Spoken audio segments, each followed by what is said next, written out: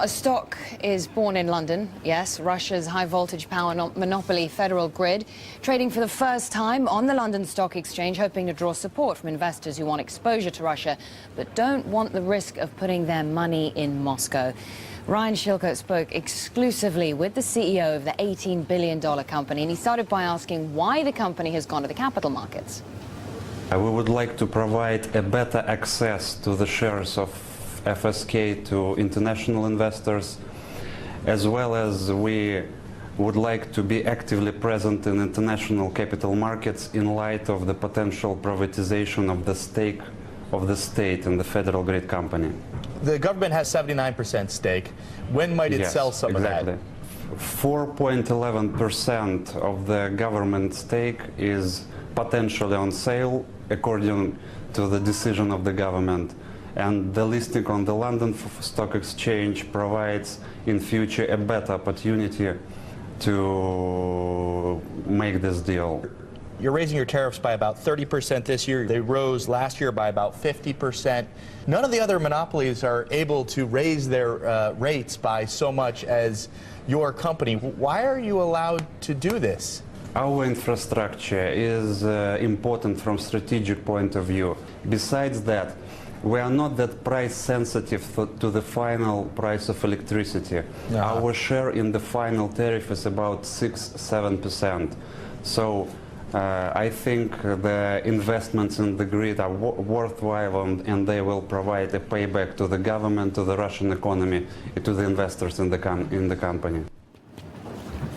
Okay, so Ryan here now with me to talk more about Federal Grid's London listing.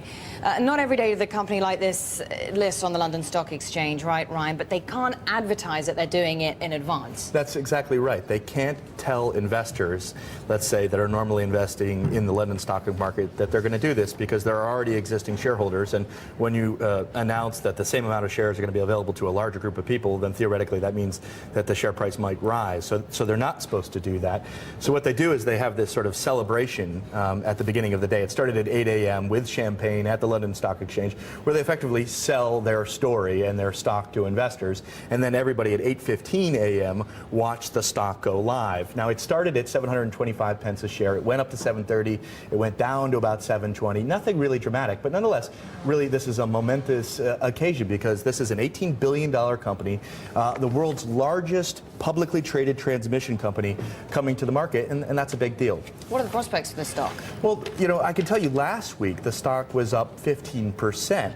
And despite the fact that I just said that the company can't officially advertise that they're coming to the market, there were a lot of rumors out there, and analysts say one of the reasons why we saw that 15% jump in the stock price last week was people were basically trading on the expectation that it is going to be listed in London. Generally speaking, though, analysts are very excited about it. Out of 17, not one analyst had a sell recommendation, and two companies, UBS and Odkritia, a Russian investment bank, both put a buy recommendation on it today. Both think the stock has about a 25% upside to it for two reasons. One, because it's a guaranteed Russian infrastructure growth story, guaranteed by the Russian government itself, which controls the company, so they think that that's a good thing. And then they say that when you compare it to its peers internationally, the likes of, say, the National Grid in this company, well, it compares pretty favorably. So they're pretty bullish on the stock.